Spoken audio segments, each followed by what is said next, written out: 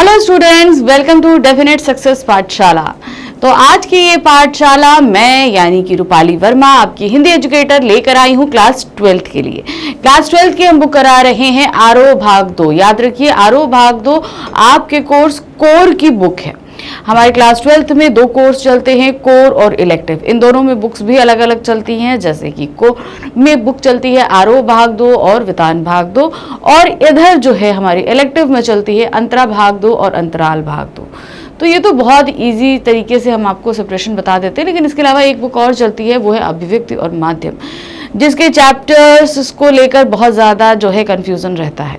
तो परेशान होने की ज़रूरत नहीं है बिल्कुल भी, वो बुक भी हम आपको पढ़ाएंगे, क्योंकि वो बुक ऐसी है कि जो 11th 12th में कंबाइंड में चलती है और प्लस जो है आपके 12th के भी दोनों कोर्सेज में चलती है। तो वो हम कराते समय आपको सब क्लियर करेंगे। लेकिन आ जाते हैं आज के वीडियो पर। जैसा कि हमने कहा कि आज हम कोर करा रहे हैं, तो कोर की हमारी बुक है आपकी आरोह भाग 2। तो आरोह भाग 2 जो है वो भी 2 खंडों में विभक्त है, काव्य खंड और गद्य खंड। अभी करा रही हूँ काव्य खंड, उसका चैप्टर है ऊषा। जैसा कि इससे पहले वाले वीडियो में आपने देखा, ऊषा चैप्टर के एनसीईआरटी क्वेश्चंस कराए थे। ये जो कविता है बहुत छोटी कविता थी ये, और ज़्यादा इतना मुश्किल नहीं थी। इसके क्वेश्चन आंसर्स भी ज़्यादा नहीं थे बुक में दिए हुए, मात्र 3 क्वेश्चंस थे। तो उन सभी को तो हमने कर लिया, लेकिन ये एक ऐसा चैप्टर है जिससे क्वेश्चन 100% है आपसे पूछा जरूर जाएगा।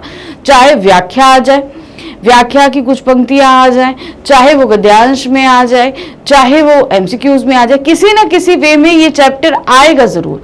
ये हमने पिछले कुछ सालों से लगातार देखा है कि इस चैप्टर से कुछ ना कुछ पूछा जरूर जाता है। तो बहुत ध्यान से देखिएगा, ये मत सोचिएगा कि बहुत आसान है तो हम छोड़ दें। आसान तो है चैप्टर, लेकिन जब हम उनके आश्रयों पर निकलना शुरू करते हैं तो वो बड़ा हमको मुश्किल लगता है ना। तो चलिए शुरू करते हैं। सबसे पहले हम आज इसके मल्टीपल चॉइस क्वेश्चन, क्योंकि हमने एक्सप्लेनेशन कर लिया, हमने एनसीईआरटी कर लिया, एनसीईआरटी सॉल्यूशंस कर लिए, अब हम आ गए मल्टीपल चॉइस क्वेश्चंस पे। यानी कि आपके जितने भी ऑब्जेक्टिव क्वेश्चन जो इस चैप्टर से पूछे जाएंगे उनको फटाफट समझते हैं। देखिए क्या है, भोर के समय का आकाश है, किस तरीके का आकाश है, काला, नीला, लाल या पीला। तो कैसा बताया गया था कविता में, वो बताया गया है आपको नीला। ध्यान रखिएगा, नीला आकाश क्यों हुआ भाई? नीला आकाश तो दिन में रहता है, लेकिन वो लाइट स्काई ब्लू रहता है। लेकिन जब हम भोर के समय की आकाश की बात कर रहे हैं तो उसमें क्या होता है कि एक तरफ से कालिमा होती है और एक तरफ से लालिमा होती है। यानी कि जो रात का समय होता है वो अभी गया नहीं होता, मतलब पूरी तरीके आकाश में उजाला नहीं हुआ होता है, और इधर से सूरज भी पूरा निकल के रोशनी नहीं देता। तो धीरे धीरे आने का आभास जो होता है वो क्या होता है, कालापन वो लालपन लिए रहता है।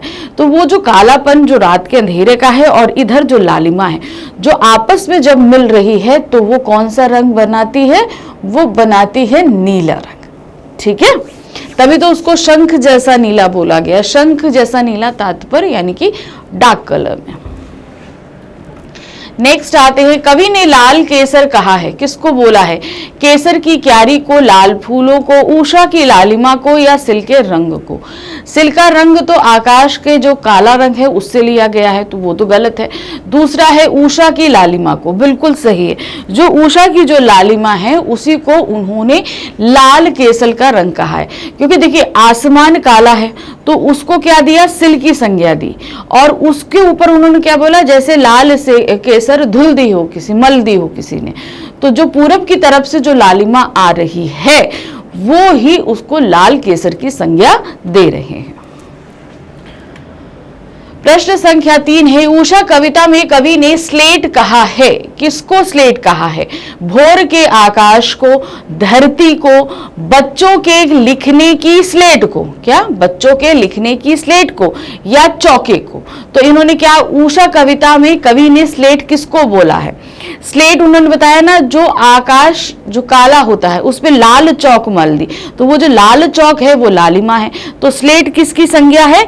स्लेट संज्ञा है भोर के आकाश की। यानी कि एकदम अर्ली मॉर्निंग जब हल्का सा जो लालिमा के साथ आता है तो एक तरफ जो कालिमा रहती है उसी को भोर का नभ बोला गया है, जो बच्चे की स्लेट की भांति कालापन लिए हुए है। प्रश्न संख्या 4 है, बहुत नीला शंख जैसा में अलंकार क्या है? अनुप्रास अलंकार, यमक अलंकार, उपमा अलंकार या श्लेष अलंकार। देखिए यहाँ पर क्या है, बहुत नीला शंख जैसा, तो इसमें अलंकार आपके पास में आ रहा है उपमा अलंकार। कैसे आ रहा है, देखिए यहाँ पर क्या है, बहुत नीला, कैसा है आकाश, नीला है, किसके समान है, शंख जैसा है, इसलिए इसको यहाँ पर उपमा अलंकार, क्योंकि यहाँ पर उपमा दी जा रही है, किस जैसा है, तो आप यहाँ पर जैसा शब्द पे नहीं जाना, बहुत नीला शंख, खाली यहाँ पर आओ, तो यहाँ पर बहुत नीला कैसा बताया, शंख जैसा बताया, शंख डार्क कलर का जो रहता है उस तरीके से। जैसे आप लोग बोलोगे मैम शंख तो जो है वो वाइट कलर का होता है, नहीं, एक शंख होता है जो डार्क ब्लू कलर में होता है, जब मतलब कहते हैं ना शंख जब पूरा पक जाता है तो व्हाइट होता है, जब तक पका नहीं होता है तो वो हल्का सा ब्लूइश, मतलब क्या कहते हैं डार्क ब्लू कलर में होता है, तो उससे इन्होंने यहाँ पर बोला है, तो वो आपका है नीला, तो यहाँ पर होगा उपमा अलंकार। काली सिल किसे कहा गया है, सूर्य, आकाश, चंद्रमा या तारे, तो यहाँ पर काली सिल किसको कह रहे हैं, वो सूर्य को कह रहे हैं, आकाश को कह रहे हैं, चंद्रमा को कह रहे हैं या तारे को बोल रहे हैं। तो इन्होंने जो बोला था ना क्या कहते हैं, लाल केसर मलदी हो किसी ने सिल पर, तो वो जो सिल शब्द है वो लेकर आता है आकाश को, आकाश काला सिल काली, समझ में आया। तो यहां पर उन्होंने किसको बोला है, सिल, वो बोला है आकाश को। देखिए यहां पर मैं बता दू रही हूं, कविता बहुत आसान है, इतना कोई मुश्किल नहीं है कविता, लेकिन उसके जो आश्रय प्रकट हो रहे हैं, जो उसके प्रतीक प्रकट हो रहे हैं, ये थोड़ा मुश्किल है। वही चीजें आपको समझनी है कि ये प्रतीक के तौर पर किसको लेकर आ रहे हैं, या जो ये लाइन कही है इसके पीछे का आश्रय क्या है। कवि ने नील जल में डैश गौर झिलमिल देह में वर्णन किया है। अब वो किस चीज का वर्णन कर रहे हैं, कवि ने नील जल में गौर झिलमिल जे झिलमिला जगमगा रही हो, ये चीज बोला था ना उन्होंने, तो वो वर्णन किस चीज का कर रहे हैं, खिलते हुए सरसों के फूलों का, इसका तो कोई वर्णन है ही नहीं, तो इसको तो पहले ही कट कर दो। नीले जल में नहाती गौरी स्त्री का, ये भी कहीं वर्णन नहीं है, तो इसे भी काट दो। नीले आकाश में छाए पीले प्रकाश का, तो नीले आकाश में क्या कहीं पर भी पीले प्रकाश की जो है वो कल्पना की गई है, आप बताओ करी गई है या नहीं करी गई है। चलो 1 मिनट के लिए आपको इसी क्वेश्चन पे छोड़ती हूँ और लास्ट ऑप्शन पढ़ती हूँ। प्रातः के धुंधले प्रकाश से दूर जलती आग का, तो जलती आग का कहीं पर भी कोई जिक्र है, आप मुझे बताइए, पूरी कविता में कहीं पर है, बिल्कुल नहीं है, तो सही ऑप्शन है आपका जो नीले जल में नहाती हुई गोरी स्त्री का। अब क्यों हुआ ऐसा पहले बताओ। अब यहां पर मैं आपको 2 ऑप्शंस पे कंफ्यूज करती हूँ, इसीलिए मैं बोलती हूँ कि आपको ऑप्शन पढ़ने जरूर हैं, ठीक है, ये ध्यान रखना। क्यों बोलती हूँ कि आपको ऑप्शन पढ़ने हैं। अब यहां पर आइए, नीले आकाश में छाए पीले आकाश का, पीले प्रकाश का। अब जब सूरज सुबह निकलता है, जब सूर्योदय हुआ, तो उस समय पीला रंग पीला होता है ना, सुनहरा होता है ना, तो उस रोशनी से जल में जो एक छाया सी बनती है, वो कैसी छाया बनेगी आप मुझे बताओ। वो छाया किस तरीके की बनेगी, उजली बनेगी या डल बनेगी। जाहिर सी बात है कि वो छाया उजली बनेगी, इसलिए यहां पर नहीं है। जबकि इसका वर्णन है, जब सूर्योदय होता है तब आकाश में पीला रंग ही छाता है, उस समय कुछ नहीं होता। ठीक है, अब आ जाते हैं यहाँ पे। कवि ने बोला नील जल में गौर झिलमिल देह जगमगा रही हो जैसी, तो मैं इस देह में वर्णन किस चीज का किया है, उन्होंने नीले जल में नहाती गोरी स्त्री का किया है कि जब जो ये नीले आकाश है, जो नीला आकाश है, इसकी परछाई जब जल पर पड़ रही है तो जल भी कैसा होगा, काला ही ऐसे झिलमिलाएगा। जब पानी से हिलेगा तो ऐसे वो काला ही झिलमिलाएगा। अब क्या है, एक तरफ से जो लालिमा आ रही है उसकी वजह से वहां उस तरफ थोड़ा सा प्रकाश हो चुका है, लेकिन इस तरह कालिमा की वजह से जो जल है उसमें वो काली छाया बन रही है, और उस काली छाया को देखकर वो बोल रहे हैं कि जैसा लग रहा है एक गौर वर्ण की, यानी कि जिसका रंग सांवला है, उस जैसी स्त्री जो है वो पानी से नहाकर निकल रही है। समझ में आया क्या चीज समझाना चाह रही हूं। इसी तरीके से कंफ्यूजन बहुत ज्यादा क्रिएट होता है, इसीलिए बार बार बोलती हूं कि आपको सारे ऑप्शंस पढ़ने ही पढ़ने हैं। नेक्स्ट है उषा कविता की प्रमुख विशेषताएं हैं। अब ये जो कविता हमने पढ़ी है इसकी प्रमुख विशेषताएं क्या हैं? भोर के नभ का वर्णन है, अलंकार योजना है, नवीन बिंब योजना है, भाषा शैली है। तो देखिए भोर के नभ का वर्णन हो रहा है, सही है, इसमें अलंकार है, सही है, बिंब योजना है, ये भी सही है, और भाषा शैली तो उत्तम है ही। तो उषा की जो प्रमुख विशेषता निकल कर आती है वो है नवीन बिंब योजना, क्योंकि देखिए जो सबसे अलग विशेषता है, इसमें जिन बिंबों का इस्तेमाल किया गया है वो आज से पहले कभी भी कविताओं में इस्तेमाल नहीं किया गया, क्योंकि शमशेर बहादुर जी नई कविता योजना के कवि हैं, इसलिए उन्होंने इस बहुत ही प्यारे बिंबों का इस्तेमाल किया है, जिसमें उन्होंने, हमने जब कविता पढ़ा रहे थे तो मैंने तब भी आपको बताया था कि ब्रैकेट में जो वो लाइंस दे रहे हैं वो अपने आप में मायने रखता है। वो सारी चीजें, वो एक बिंब आपको प्रस्तुत कर रहे हैं कि अभी गीला पड़ा है, दिया है ना, क्या है, राख से लीपा चौका अभी गीला पड़ा है। तो वो जो गीला पड़ा है बिंब उन्होंने बहुत अच्छे से प्रदर्शित किया, सिल का बिंब बहुत अच्छे से दिया, स्लेट का बहुत अच्छे से दिया। तो ऐसे बिंब हैं, नवीन बिंब हैं, जो पहले कभी यूज किए ही नहीं गए थे। प्रश्न संख्या 9 है उषा के जादू टूटने का क्या कारण है? अब इसमें बताया ना, सूर्योदय होता है और उषा का जादू टूटता है। ठीक है, अब टूटता है उषा का जादू कि सूर्योदय हो रहा है। तो क्यों टूटा? ओस, सूर्योदय, चंद्रास्त या तारे? तो उषा का जादू टूटने का क्या कारण था? सूर्योदय। अब अभी को हमने कविता में भी बताया था कि सुबह सूरज निकलने से पहले का समय, जो सूरज निकलता है उससे पहले ही आकाश में रोशनी छा जाती है, लेकिन उस रोशनी से पहले भी जो है आकाश में जब अंधेरा रहता है और पूरब की तरफ से लालिमा छाती है, फिर धीरे धीरे वो लालिमा कम होती है, प्रकाश बढ़ता है। तो ये उषा का परिवर्तित यानी कि गतिशील रूप होता है। ठीक है, अब उसमें क्या होता, जैसे ही सूरज के दर्शन हुए तो वो उषा का समय खत्म हो जाता है, क्योंकि तब वो प्रातः काल का समय शुरू होता है।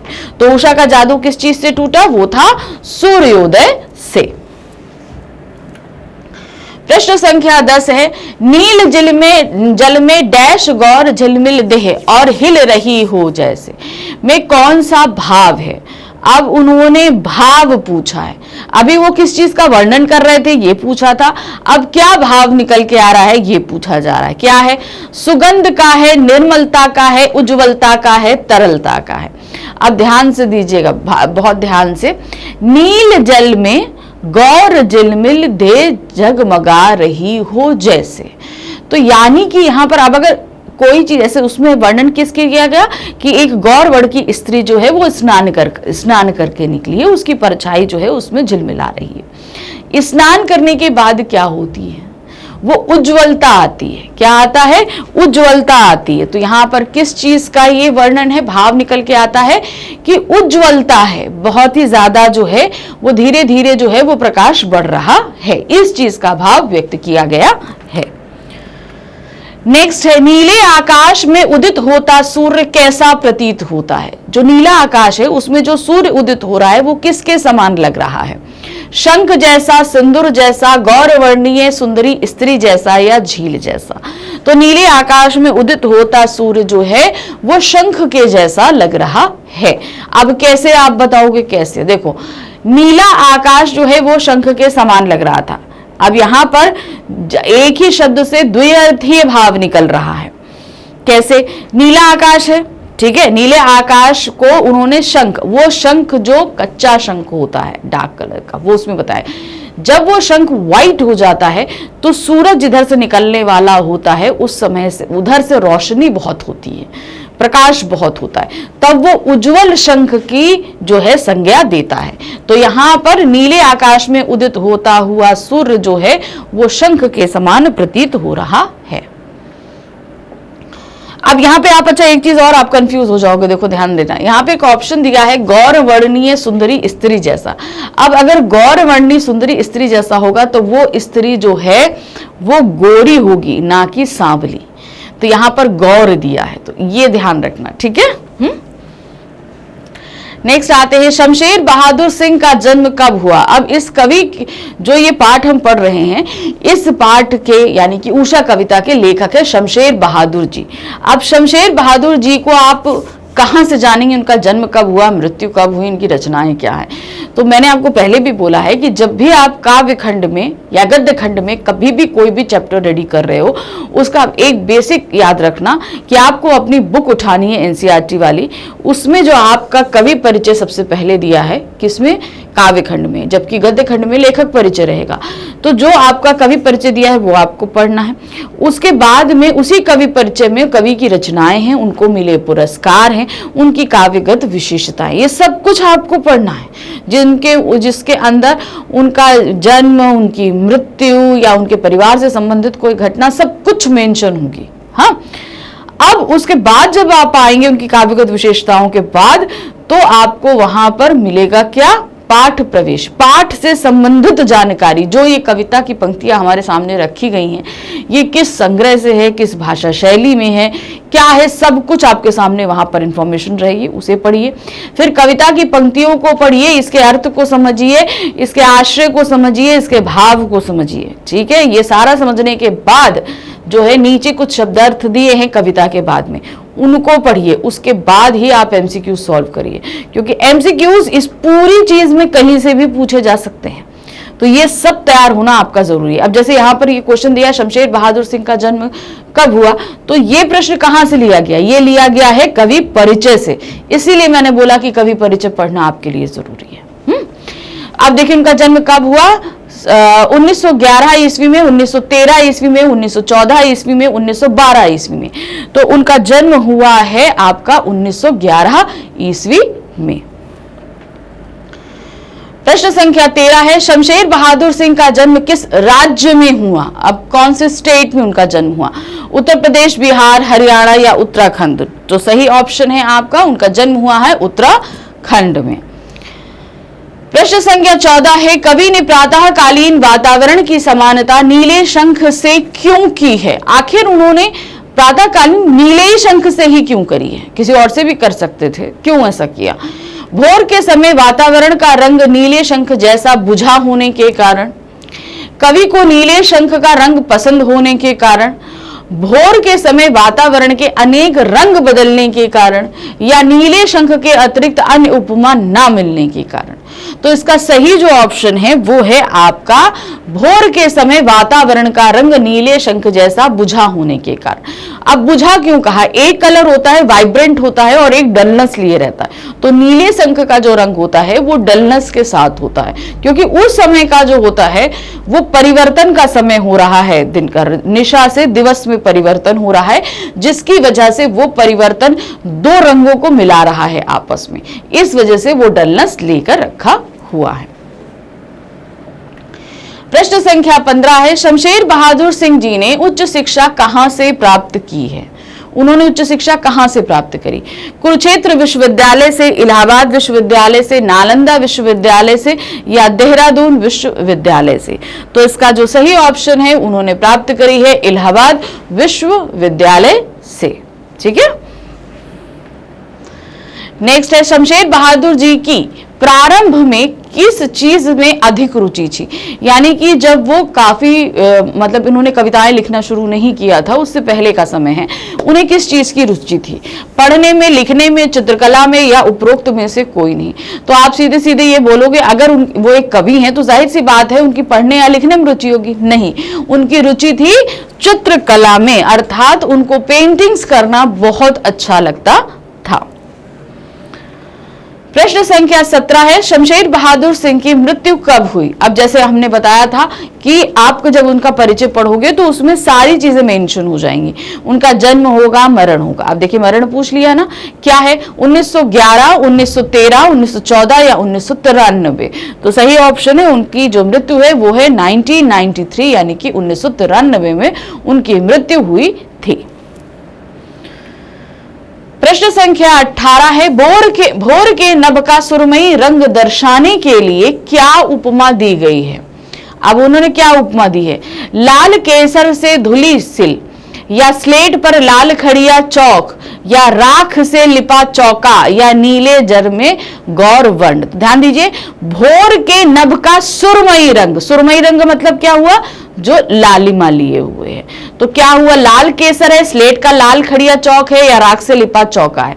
तो दर्शाने के लिए उसमें उपमा उन्होंने दी है, वो है राख से लिपा चौका। अब क्या बताते, जो सुरमई रंग होता है, सुरमई रंग कैसा होता है, जब ब्लैकनेस कम होती है और थोड़ा सा उजाला मिलता है तो वो ग्रेइश हो जाता है। कैसे हो जाता है, ग्रेइश हो जाता है।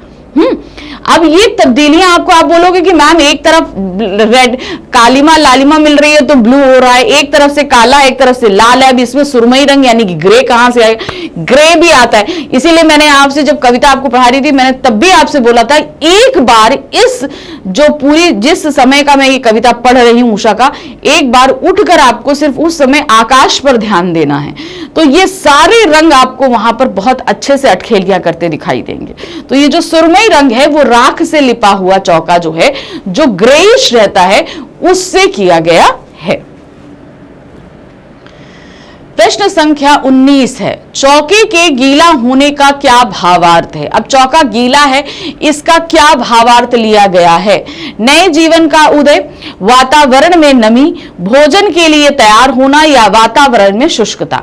अब चौके का गीला होना क्या है, गीलापन है अर्थात नमी लिए हुए है, यानी कि वातावरण में नमी है। तो सही इसका ऑप्शन क्या रहेगा, वो है आपका खा। क्यों, क्योंकि भाई अगर नमी है तभी तो, नमी को हम कैसे बताएंगे, गीलेपन से ही तो बतलाएंगे। शुष्कता को हम ड्राइनेस बोलते हैं, लेकिन गीलेपन को हम लोग क्या बोलते हैं, नमी बोलते हैं। तो ये किसको दर्शा रहा है, नमी को, अभी गीले होने को। नेक्स्ट क्वेश्चन है क्वेश्चन नंबर 20, प्रस्तुत पाठ में सिल शब्द का क्या अर्थ है। अब ये जो हमने कविता पढ़ी है, इसमें सिल शब्द किस अर्थ में इस्तेमाल किया गया, किस लिए। भाई कविता, सिल तो आपको पता होगा ना क्या होता है, सिलबट्टा, जिसमें हम लोग मसाला, पुराने समय, अभी तो आप लोग मिक्सी देखते हो, लेकिन जो पुराना समय था उस समय जो है ये सिल पे, सिल पत्थर का एक टुकड़ा होता है लंबा सा, और उसके ऊपर दूसरे पत्थर के बीच में रख के मसाला पीसा जाता है, ठीक है ना। तो क्या है, एक चपटा पत्थर होता है, एक गोल पत्थर होता है, केवल पत्थर होता है, या विशाल पत्थर होता है। तो ध्यान रखना क्या होता है, एक चपटा हुआ पत्थर होता है, ठीक है। उस चपटे पत्थर के ऊपर मसाला पीसा जाता है। आप लोगों ने अगर कभी नहीं देखा हो तो आज जो है ना, पढ़ने के बाद एक बार अपने मम्मा से जरूर पूछना, या दादी और नानी भी आपको बहुत अच्छे से बता पाएंगे कि आखिर मम्मा ये सिल क्या होता है। हो सकता है आप में से बहुत सारे लोग जानते भी हो, बहुत सारे लोगों के घर में ये सिल हो भी। हाँ, उषा कविता के रचनाकार कौन है, किसने लिखी है इस कविता को, बहुत जरूरी है ये जानना। हर एक कविता के, हर एक पाठ के आपको ये जानना जरूरी है कि कौन लेखक हैं, कौन कवि हैं, ये सारी चीजें। हाँ, जैसे उषा कविता के कवि निराला हैं, कवि पंत हैं, कवि शमशेर बहादुर हैं, या कवि रघुवीर सहाय। तो इसके जो रचनाकार हैं वो हैं कवि शमशेर बहादुर सिंह। प्रश्न संख्या 22 है, काली सिल और स्लेट किस दृश्य को चित्रित करते हैं। जो काली सिल और स्लेट लिया गया है, ये किस दृश्य को दर्शाने के लिए हमें प्रतीक के तौर पर इस्तेमाल किया गया है। तो देखिए क्या है, भोरकालीन उजाला, भोरकालीन अंधेरा, सायंकालीन अंधेरा, या संध्याकालीन सूर्य। तो ये किस चीज को बता रहा है, ये है भोरकालीन अंधेरा, यानी अर्ली मॉर्निंग, जब सूर्य नहीं निकला होता है तो उस समय आकाश में जो अंधेरा होता है उसको दर्शाने के लिए उन्होंने सिल और स्लेट का सहारा लिया। सिल एक चपटा पत्थर होता है लेकिन डार्क कलर में होता है, इसलिए उन्होंने सिल का जो रूप है वो प्रस्तुत किया है। प्रश्न संख्या 23 है, कवि आकाश में किसे प्रकट होते हुए देखता है। कवि किसको प्रकट होते हुए देखता है, बादलों को, हवा को, सूर्य को, या जहाज को। तो उसने किसको प्रकट होते देखा है, उसने प्रकट होते हुए देखा है सूर्य को। जैसे मतलब वो उषाकालीन जो जादू था वो उसका मजा ले रहा था कवि हमारे, यानी कि शमशेर बहादुर जी उस चीज का पूरा भरपूर मजा ले रहे थे।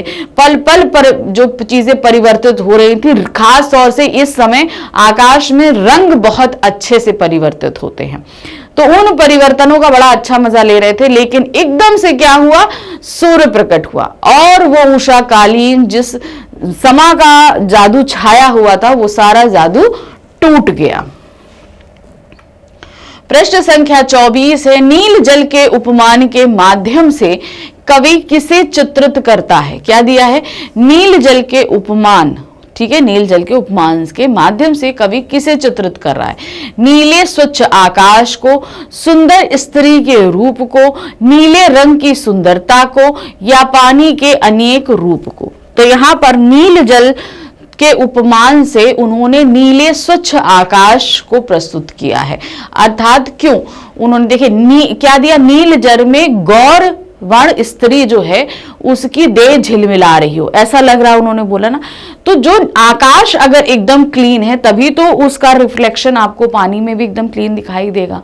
तो जैसा आकाश है वैसे ही रिफ्लेक्शन हमको कहां दिखता है? पानी में दिखता है। प्रश्न संख्या 25 है, कवि ने नीले जल में झिलमिलाती देह की तुलना किससे की है? बादलों से, वर्षा से, भोर के नभ से, या कविता से?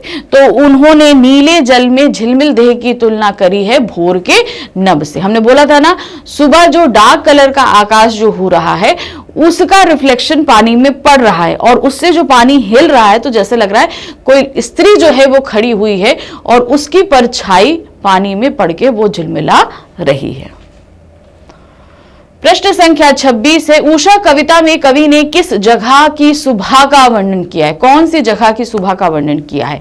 शहर की सुबह है, घर की सुबह है, गांव की सुबह है, या खेत की सुबह है?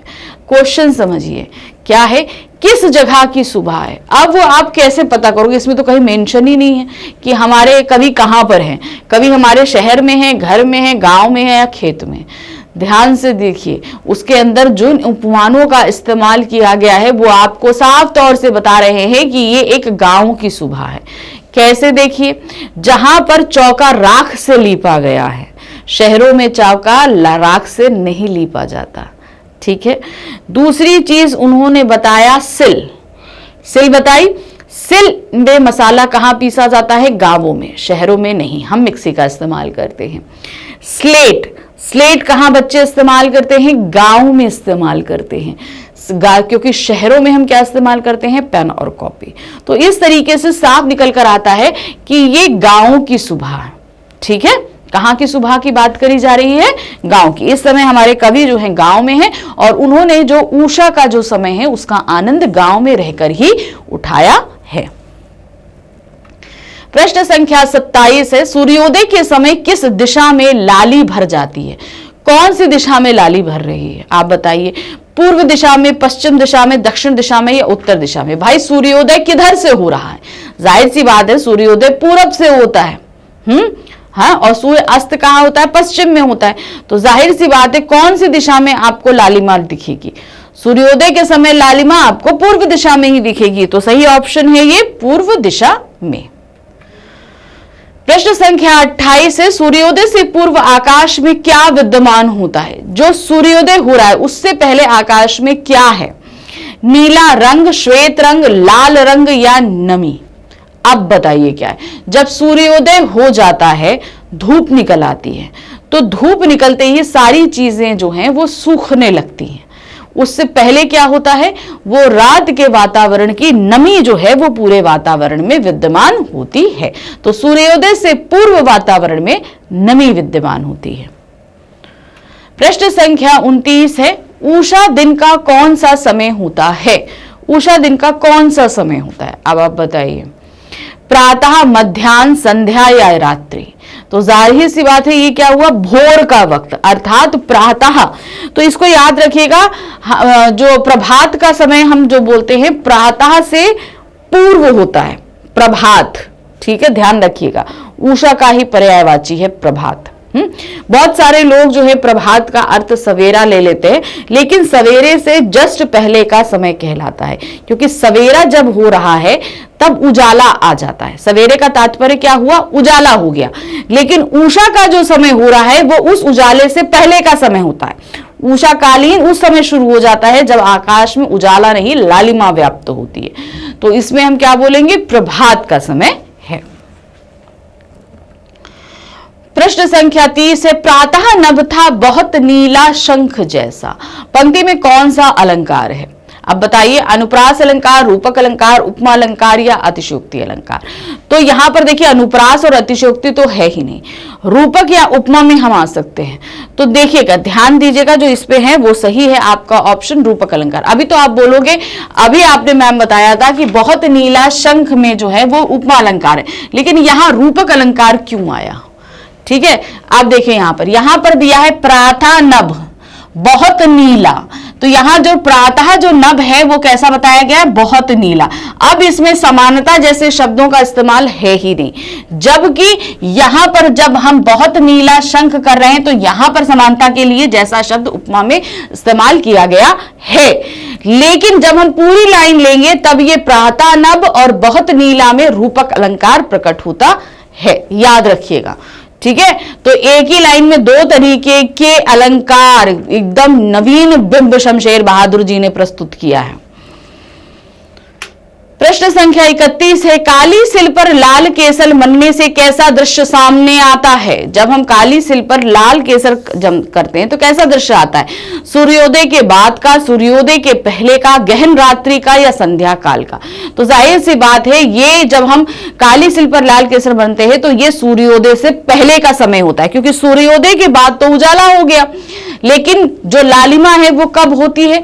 वो काले आकाश में लालिमा होती है कब? सूर्योदय से पहले, जैसा कि काली सिल पे लाल केसर होती है।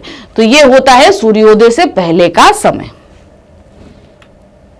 कवि ने प्रातःकालीन आकाश को क्या कहा है? काली सिल की तरह बहुत नीला शंख जैसा कहा है, काली स्लेट पर लाल चौक कहा है, या नीले जल में गौर वर्ण कहा है? तो उसका सही ऑप्शन है वो इन्होंने बोला है बहुत नीला शंख जैसा। अब आप बोलोगे मैम ये तो सब तो बोला है, काली सिल की तरह बोला भी है, काली स्लेट पर लाल चौक भी बोला है। तो अब मैं आपको बताती हूं कैसा। यहां पर दिया है प्रातःकालीन आकाश को। अब प्रातःकालीन इन्होंने आकाश जो बोला है वो काली सिल पर लाल केसर बोला है। पूरी लाइन को ध्यान देना, क्या है उस कविता में लाइन?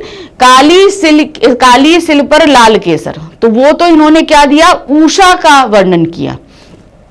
काली स्लेट पर लाल चौक भी उषा का वर्णन, उस लालिमा का वर्णन किया, लेकिन एक्चुअल में जो उन्होंने आकाश का रंग बताया है वो नीला शंख जैसा बताया है। तो इसका सही ऑप्शन क्या होगा? बहुत नीला शंख जैसा बोला है। तो यही बहुत ही माइनर से फर्क है जिसमें आप कंफ्यूज हो सकते हो, इसीलिए ये सारी चीजें क्लियर कर रही हूं।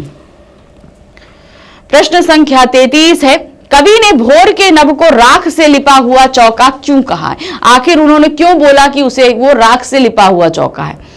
सफेद व नीले रंग के मिश्रण के कारण, नीले रंग के कारण, सफेद रंग के कारण या लालिमा युक्त होने के कारण?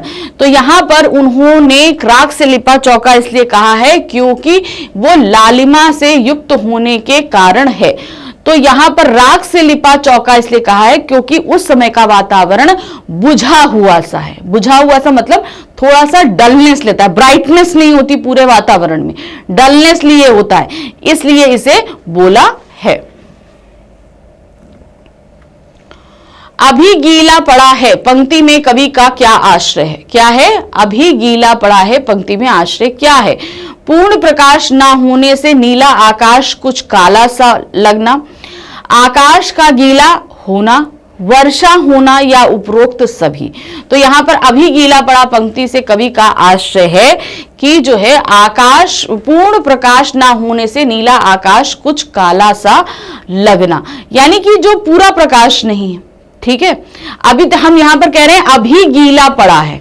गीला पड़ने का तात्पर्य एक तो वातावरण में नमी है, एक ये चीज तो व्यक्त कर रहे हैं, लेकिन वो नमी वाली बात इस पूरे उसमें नहीं बोली गई है, तो हम वो उस पर टिक लगा ही नहीं सकते। तो जो ऑप्शन हमारे सामने रखे गए हैं उससे उसे कंपेयर करना है। तो देखिए आकाश का गीला होना तो है ही नहीं, वर्षा भी नहीं हो रही और उपरोक्त सारे भी हम नहीं कह सकते, तो जाहिर सी बात है ये ऑप्शन है। अब ये ऑप्शन क्यों है इसका रीजन समझिए। क्या दिया है? पूर्ण प्रकाश ना होने से नीला आकाश कुछ काला सा लगना। अब क्या होगा? पूरा प्रकाश नहीं है, ठीक है। अब चौका किससे है? राख से लिपा हुआ है। तो जब राख जो है गीली होती है तो कैसी होती है? वो ग्रेइश नहीं होती है, वो कालेपन में होती है, मतलब पूरा काला भी नहीं होगा, ग्रेइश भी नहीं होगा वो। थोड़ा सा डार्क शेड में होता है। जिस तरीके से सुबह का काला सा लगना होता है उससे कंपेयर करने के लिए उन्होंने उसे गीला पड़ा रहने, और गीला पड़ा रहना उन्होंने एक नमी के लिए भी तात्पर्य लिया है। कवि अंधकार को किसके माध्यम से प्रस्तुत कर रहा है? काली स्लेट को, काली सिल के, नीले शंख के या श्वेत जल के? तो कवि ने अंधकार को प्रस्तुत किया है नीले शंख के समान। ठीक है, भोर का नभ जो है, अंधकार जो है, वो उन्होंने नीले शंख के समान ही प्रकट किया है। लाल केसर से धुली सिल से कवि का आश्रय है। अब लाल केसर से जो सिल धुली है उससे वो कहना क्या चाहते हैं? चौके की लिपाई, सिल पर केसर पीसना, सिल का केसरिया रंग ढलना, या इनमें से कोई नहीं। तो लाल केसर से धुली सिल से कवि का आश्रय है वो है सिल पर केसर पीसना। यानी कि कैसे हुआ? केसर जो आप लोगों ने देखा है वो बहुत रंग छोड़ती है, ठीक है, उसको अगर आप दूध में डाल दो तो वो पीलापन लेती है। अब मान लीजिए उसे अगर हम हल्का सा सिल पर पीस दे तो वो जो काली सिल जो है वो लाल हो जाती है, जैसा कि आकाश हुआ।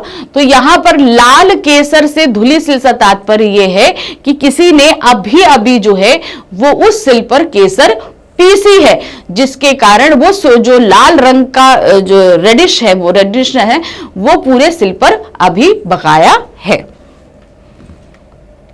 आकाश रूपी नीले जल में पंक्ति में कवि का संकेत किस तरफ है? आकाश रूपी नीले जल में, तो यहां पर उन्होंने वो किस ओर संकेत कर रहे हैं? उषा रूपी युवती की ओर, सामान्य युवती की ओर, वर्षा की ओर, किसी विशेष युवती की ओर? तो इन्होंने आकाश रूपी नीले जल में जो है वो किया है उषा रूपी युवती की ओर। उषा को क्या बताया है? उसका मानवीयकरण करके उसे युवती के रूप में बता दिया। तभी तो उन्होंने बोला नीले आकाश में गौर झिलमिला रही हो, ऐसे। तो यहां पर उन्होंने आकाश रूपी नीले जल में उन्होंने उषा रूपी युवती की ओर संकेत किया है। उषा को एक स्त्री के रूप में करके मानवीयकरण किया गया है। कवि ने सूर्योदय के समय सूर्य के प्रकाश की तुलना किससे और क्यों की है? सूर्योदय के प्रकाश की तुलना किससे करी है और क्यों करी है? गोरी युवती से उसके चमकते हुए शरीर के कारण, काले रंग के कारण, सुंदरता के कारण, युवती के गुणों के कारण। तो इसका सही जो ऑप्शन है वो है गोरी युवती से उसके चमकते हुए शरीर के कारण। जो उषा है वो क्या है? वो उसने डलनेस ले रखी है, अब तब भी उसके बावजूद उसका शरीर चमक, तो वो जो लाल रंग की वजह से और नीला आकाश जो है वो जब पानी पे झिलमिला रहा है तो वो एक युवती के समान लग रहा है, इसीलिए उन्होंने उसकी तुलना गोरी युवती से कर दी है। उषा कविता में कवि ने भोर की सुंदरता के वर्णन के लिए किन किन बिंबों का प्रयोग किया है? कौन कौन सी चीज ली है उन्होंने? राख से लीपा चौका, लाल केसर से धुली काली सिल, नीला शंख, उपरोक्त सभी। तो यहां पर हम कहेंगे कि उन्होंने इन सभी के बारे बिंबों का प्रयोग किया है। लाख से लिपा चौका भी कहा है, लाल से केसर से धुली काली सिल भी कहा है, नीला शंख भी। ये सारे ही रूप जो हैं उन्होंने कब बताए? जब पल पल जो है सूर्य क्या कहते हैं सूर्योदय से पहले रंग बदल रहा है, क्योंकि जब हल्का सा पूरब की तरफ लालिमा थी तो वो क्या कहते हैं लाल केसर से धुली काली सिल थी, ठीक है। उससे और पहले जाओ तो वो था नीला राख से लिपा चौका, उससे और पहले जाओ तो नीला शंख था। समझ में आया ना? एकदम जब कालिमा थी, बहुत लालिमा नहीं आई थी, तो नीला शंख जैसा आकाश था। फिर उसके बाद थोड़ा सा उजाला हुआ, लालिमा आई तो राख से लिपा हो गया, क्योंकि वो हल्का सा डलनेस हुई। फिर उसके बाद जो लालिमा दिखी उससे लाल केसर से धुली सिल जैसा आकाश दिखने लगा। तो यहां पर सही क्या होगा? उपरोक्त सभी बिंबों का प्रयोग किया गया है। कवि द्वारा आकाश में सूर्योदय का होना किसका प्रतीक बताया गया है? निराशा का, अंधकार का, नई आशा और उल्लास का, या जागने का?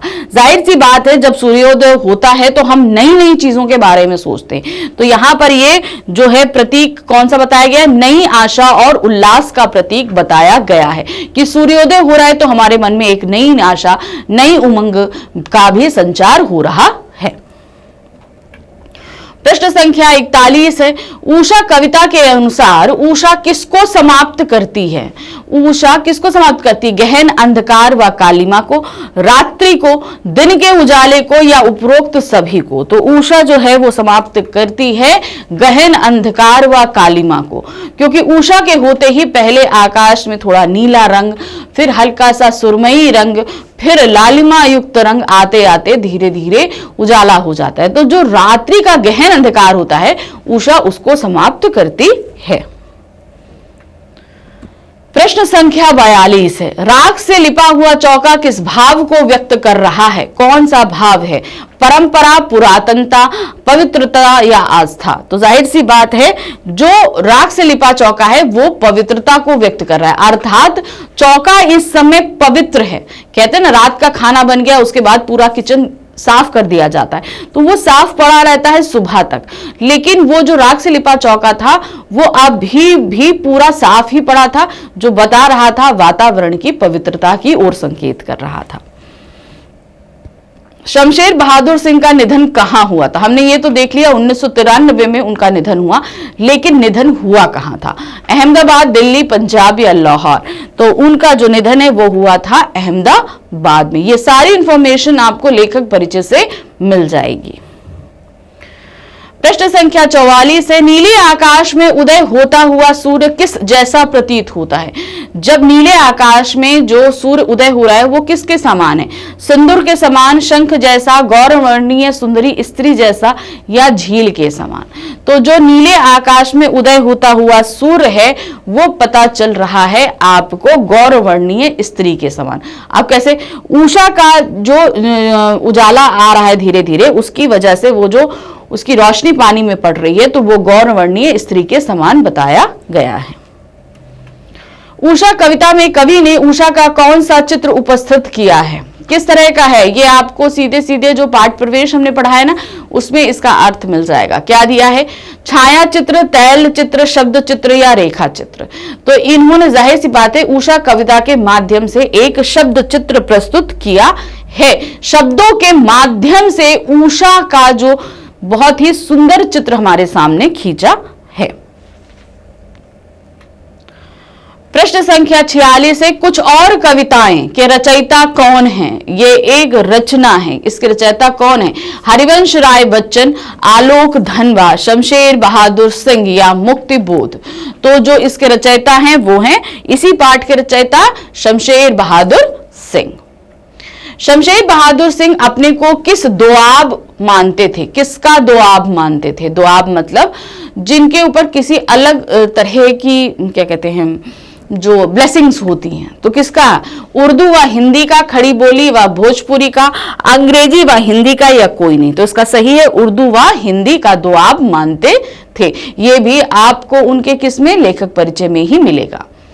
प्रश्न संख्या 49 है आपके पास में, विचारों के स्तर पर शमशेर बहादुर सिंह को कैसा कवि माना जाता है?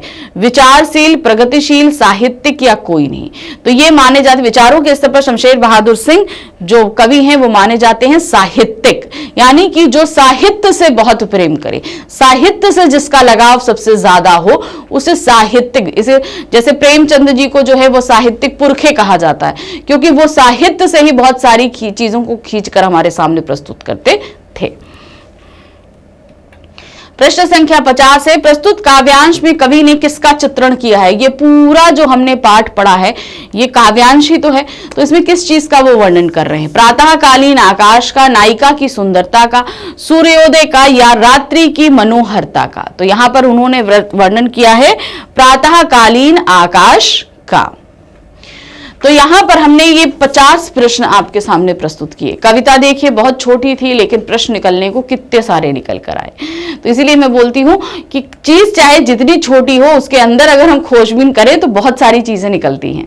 तो ये हमारे एमसीक्यूज उस चैप्टर के हो गए। ये हमारे क्या थे? ऑब्जेक्टिव क्वेश्चन, लेकिन अभी सब्जेक्टिव क्वेश्चन बाकी हैं। तो मिलेंगे हम अपने नेक्स्ट वीडियो में जिसमें इसी चैप्टर के हम सब्जेक्टिव वीडियो लेकर आएंगे। मिलते हैं नेक्स्ट वीडियो में। Thank you for watching. Bye bye.